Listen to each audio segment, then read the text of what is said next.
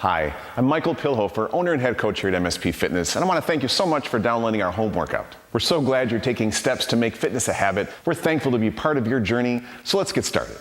If you've downloaded the workout, you'll see it's designed in a 3-day-a-week structure, with each day generally comprised of a full body workout. Each exercise is hyperlinked to a video that also includes coaching cues for each movement. We've designed each training to roughly last about 60 minutes or less with a proper warm-up. This could be as simple as simply walking up and down stairs, doing some jumping jacks in your living room. If you have something like a stationary bike, it's important and crucial to get the body warmed up and prepared for training. We're going to err on the side of trying to be fully comprehensive with making sure that there's no questions that you're going to have, so you'll be fully prepared to execute the training. So let's take a look at the training and focus your attention to the sets, reps, and rest area written on the workout. If you look at the reps column, the number of reps we want you to perform is basically the number followed by the X symbol. All rest is in time, and that time is duration between consecutive sets. So within each day's training, some exercises will be standalone exercises and others will actually be coupled together. These coupled exercises will be put together in a box of similar shading. So if we look at day 2, for example, you'll see stability ball leg curl and stir the pot. Those two exercises are connected to each other. So you would perform the leg curl for 10 reps. You would then rest 60 seconds. You would perform the stir the pot for 5 reps going each direction, rest another 60 seconds, and that would be one set. Those two exercises coupled together is one set, and you would perform those 4 times.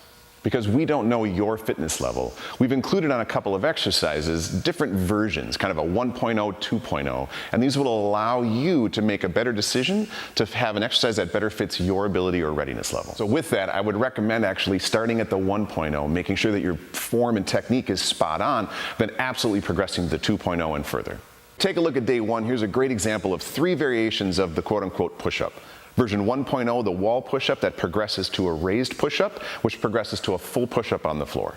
Use these variations appropriately as you progress, but know that the quality of movement trumps any progression first. So make sure you're doing it well and doing it thoughtfully before moving on. So let's take a look at the conditioning which we have on every day. So our primary goal with all of our conditioning sessions is to teach you proper pacing, but also to help you sweat.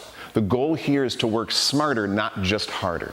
If we look at day 2's workout, you'll see that it's just a time domain given, not reps. With that, we want a couple of things for you to consider. Is it a good movement for you? Can you perform it well? Because if we're going to add intensity, then the question becomes, how hard should you go? And we're going to leave that a little bit up to you, but again, we want that bigger picture in mind. If it's a movement that you're okay with, then just be smart and move thoughtfully for the 30 seconds. If it's a movement that you can get after, then crush that 30 seconds as best you can. So now let's take a look at the last column, that weights and notes area.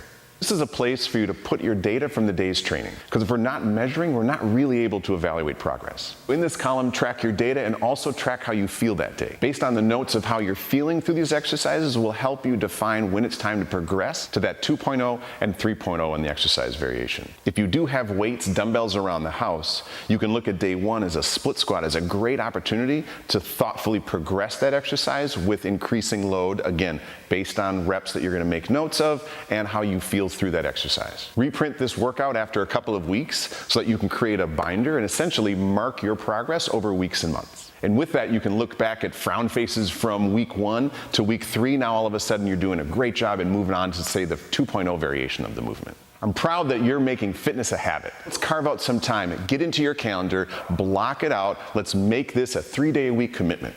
If you have any questions, don't hesitate to reach out to us at mspfitness.com or find us on social media. Move well and move often.